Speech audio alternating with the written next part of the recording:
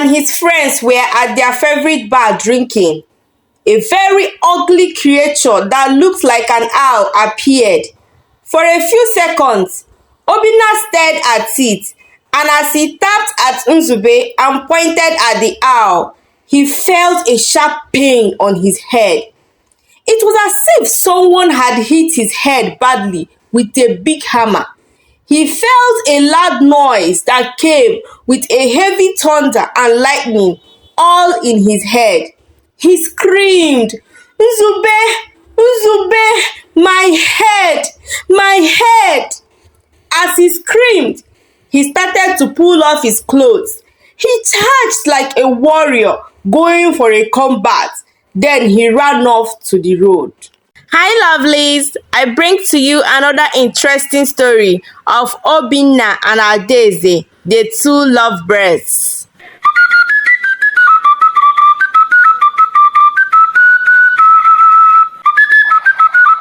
In the heart of a bustling Nigerian university, amidst the vibrant halls and sun-drenched pathways, lived Adaeze, a very beautiful young lady who stole glances from every passing soul. With eyes that shimmered like moonlight on the Niger and a smile that could melt the midday sun, she was so beautiful and was admired by all. Yet, Adaeze remained unfazed by the fervent gazes, her heart set on her studies and not frivolous pursuits. Unlike the other girls who fluttered their shapes and giggled at every passing compliment, Adaeze held herself with a quiet dignity, her focus unwavering. She is the only child of her father, as her mother died a few minutes after her delivery. Her father, with a little help from her mother's younger sister, single-handedly raised her into the beautiful and well-behaved lady everyone admired. Across the campus resided Obinna, a young man whose charm was as undeniable as Adaeze's beauty, with a grin and words that could disarm the most guarded heart. He was a notorious playboy. Flitting from one blossoming romance to another, he was every girl's dream in school. But Adaeze seems to be the only girl in school that never noticed him. He had a bet with his friends as he promised them that he would not only be close friends with Adaeze, but he would make her fall in love with him.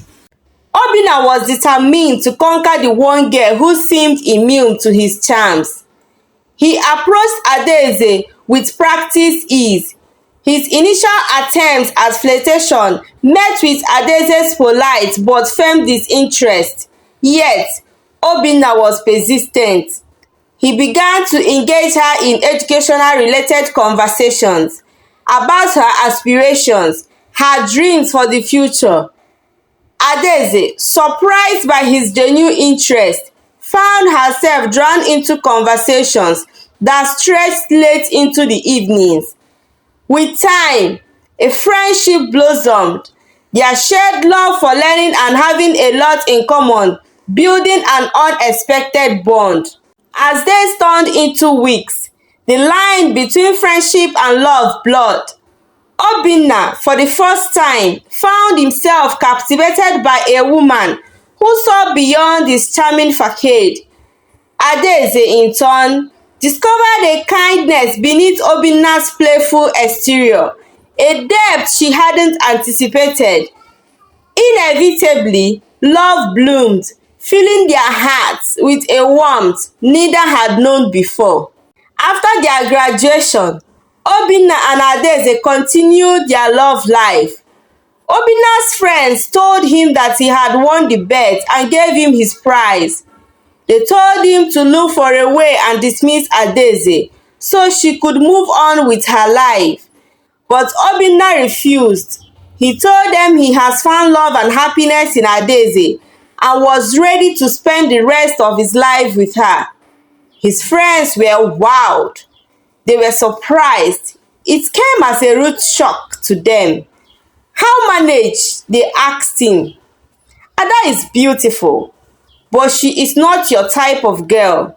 She is too calm and very serious-minded. Obinna, are you sure about this? Uzube, his best friend, asked him after everyone left. Uzube was worried. He knows Obinna too well. Obinna, please, do not mess Adaeze up and abandon her. She is too nice to be treated badly. And remember that she's the only child of her father, and her father is not a man you can mess with. Obinna laughed so hard. Nzube, let's watch and see. I am Obinna, and there is no way I wouldn't have a taste of that sweet girl before letting her go. Adaeze took Obinna to see her father. Her father, impressed by Obinna's sincerity and evident affection for his daughter, readily welcomed him into the family. Her father was happy that she brought her fiancé home. After several questioning, their introduction was done. Obinna, however, managed to convince Adaeze that they are now a couple and should start having a carnal knowledge of each other. It took Adaeze a lot of thinking, but she later gave in to his demands. The both families were contemplating on a suitable date for their traditional wedding when Adaeze discovered she was pregnant. When she informed Obinna, his demeanor shifted.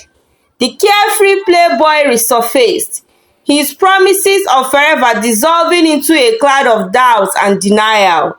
He refused to acknowledge the pregnancy, claiming it wasn't his. The love that had bloomed so brightly withered under the harsh glare of his betrayal. Adaeze was shocked. What do you mean by that, Obinna?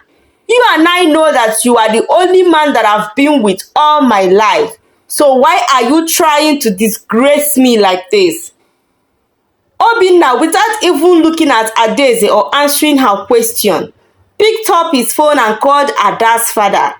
He told him that Adaeze is pregnant and that he is not responsible for it. He should better call his daughter and ask her who is responsible, and there is no way he would marry a lady carrying another man's child. Adaeze's father called her and asked her what was going on. I am sorry, Daddy. I am so sorry for bringing this shame to you and to myself. Obinna is the only man I've been with, and now he is denying his child. Her father consoled her and demanded that she come home so they could have a physical conversation about the latest happening. That night, Adaeze didn't sleep at all. Initially, she thought Obinna was only pulling her legs, but when he called her father, she knew he was dead serious. She called Nzube and told him what was going on. Nzube in turn called Obinna, and Obinna told him in plain language that he is not responsible for Ada's pregnancy. Nzube, you don't expect me to marry that dull and local girl. I need a lively babe in my life, a hot girl as a wife, and not some church girl that all she knows is to read and sleep and go to church and work. Ada eavesdropped during the call and had the biggest shock of her life. So it's been a bet all this while. She was broken. She cried. How can this man play with my emotions like this? What do I tell this child that I'm carrying? That his or her father had a bet with his friends to sleep with me. And immediately I got pregnant, he abandoned me and went his way. The next morning, she dressed up and traveled home to see her father. And before she left, Obinna warned her seriously not to ever return to his apartment again. Her father, on seeing her, felt so sorry for her. Her auntie was already at home waiting for her. Adaeze's father, a man of honor, was enraged by Obinna's cowardice. He confronted Obinna, the fury in his voice a stark contrast to his usual calm demeanor. But Obinna shamelessly repeated everything he told Adaeze's father. Obinna, you lie! You lie! Let me tell you, you must marry my daughter oh. Ada's father shouted at him. So you want to disgrace me? You want to make a mockery of me before my Umunna? Do you know what it took me to raise this girl that you defied, got her pregnant, and is now refusing to marry? Obinna will deal with you. I will show you fire.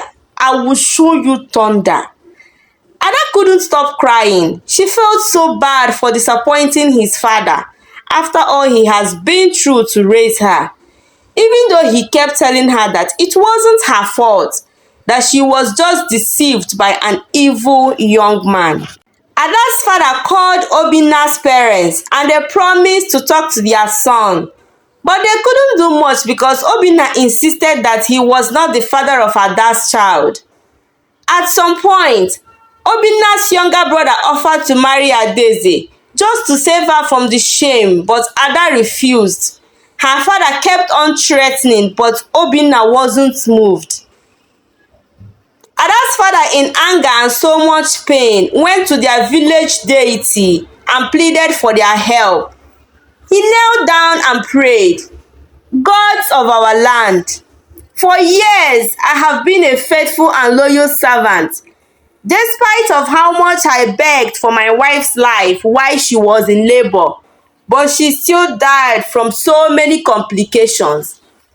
I've worked so hard and raised this girl, and now this young man wants to disgrace me and my family.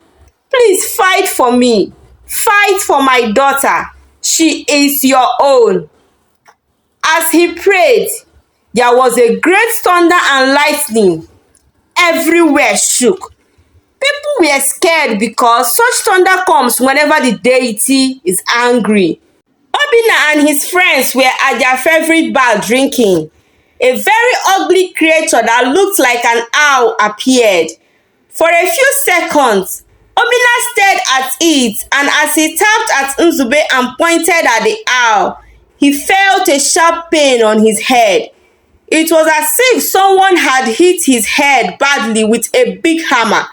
He felt a loud noise that came with a heavy thunder and lightning, all in his head. He screamed, "Nzube, Nzube, my head, my head." As he screamed, he started to pull off his clothes. He charged like a warrior going for a combat. Then he ran off to the road. His friends struggled to hold him, but they couldn't. He overpowered them and ran away. His madness is such that he gets himself for a few hours. Then he realizes that he's stuck naked on the road. He would run in shame to cover his nakedness.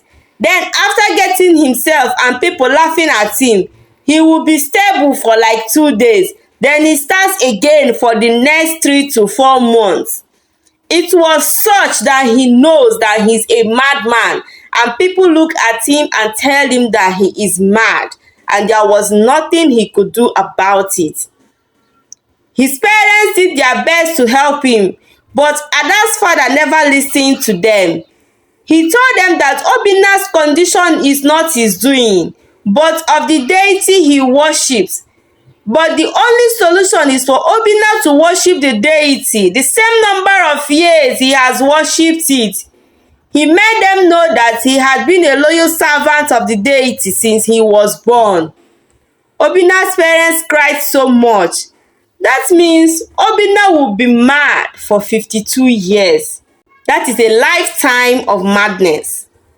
Adaeze, heartbroken but resolute, refused to let Obinna's betrayal define her.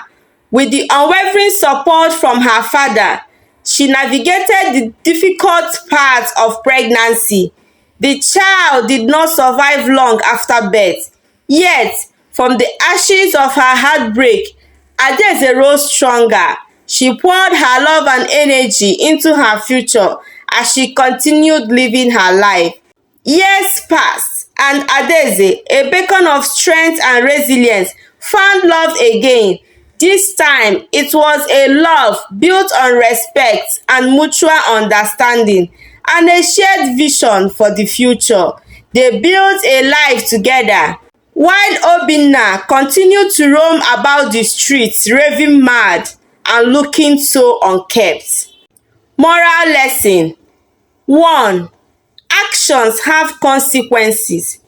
Obinna's arrogance and betrayal led to his tragic downfall and madness, while Adaeze's strength and perseverance led to her happiness. 2. Look beyond fleeting infatuations.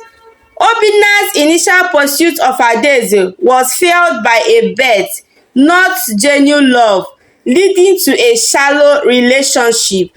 3. Strength can be found in adversity.